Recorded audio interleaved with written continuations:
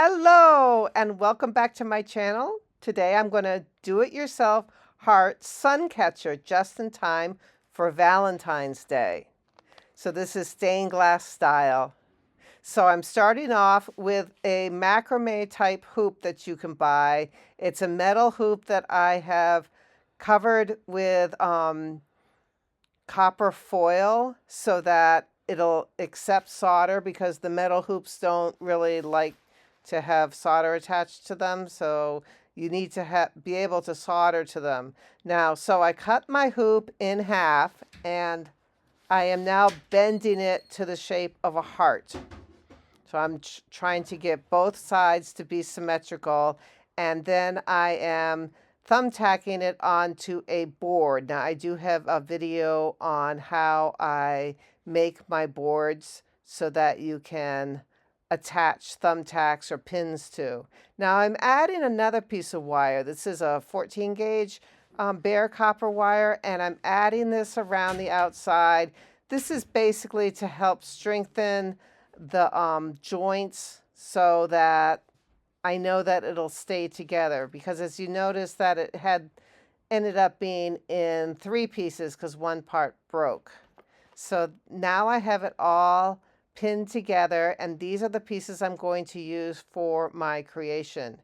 Now I'm going to try a little bit different flux and solder than I've used before in the past. So I have all of these metal hearts that I bought, and I have coiled copper wire in various gauges, and I also have stone hearts that I have foiled. Now when I foiled those stone hearts, I used the half of a width of 7/32 inch copper foil, and it's black backed copper foil because that happens to be what I use all the time, and it has a really good stickiness to it.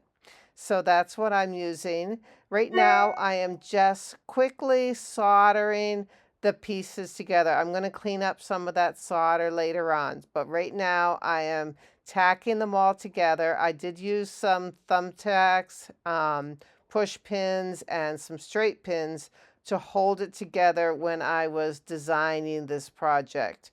And I am moving them a little bit as I go, but that was the idea. Now these metal hearts that I bought, they're made out of a special alloy. They're all kind of different metals, so that some colors will take the solder a little bit differently, but you do need to cover them with solder, whether you decide you just want to leave them silver or you want to patina them later on. You'll probably want to put solder on top of them so that they kind of blend with the solder color of everything else. If you put flux on them and then put solder on top of that, they do accept solder pretty easily. Now this solder flux that I'm using this time is a liquid solder flux, so that it does go on a little bit easier and smoother than the gel that I usually use, but the jury's still out to whether I like it as much, so I'm not sure. The solder that I showed you is a different brand than I've used in the past, and so far it's been okay, but the jury's still out again whether this will be something that I'll want to use in the future.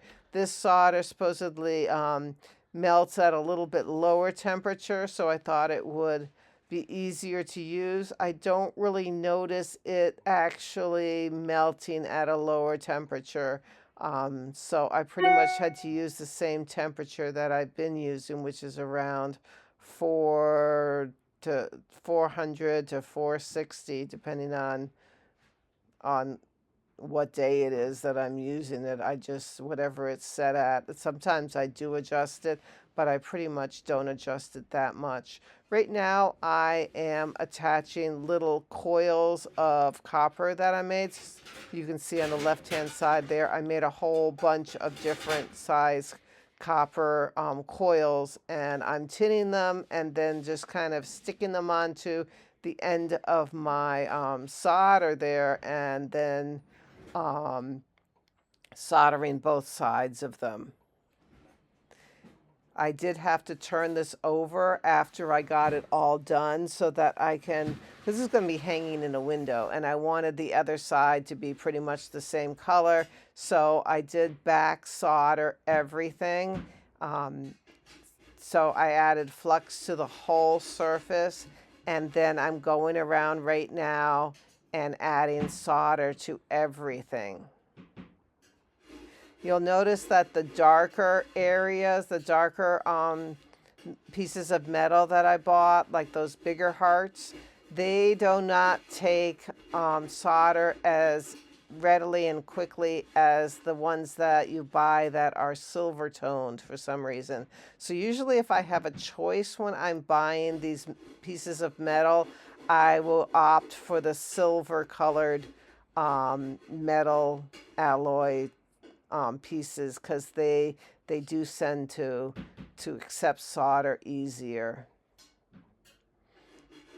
So after I was done with the whole thing and washed it, I did notice it was pretty clumpy in areas where the solder was a little bit too heavy-handed. So I put flux on the areas that I thought had too much solder.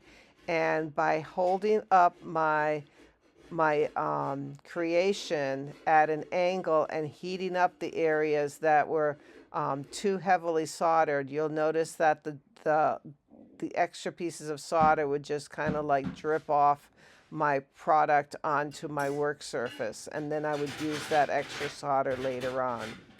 So this is my project when I'm done. I thought it was really kind of delicate and pretty, and it's hanging in my window. I thought it was just a fun, somewhat quick project to work on, and it's just in time for the February Valentine. So thank you for watching and have a great day. Bye.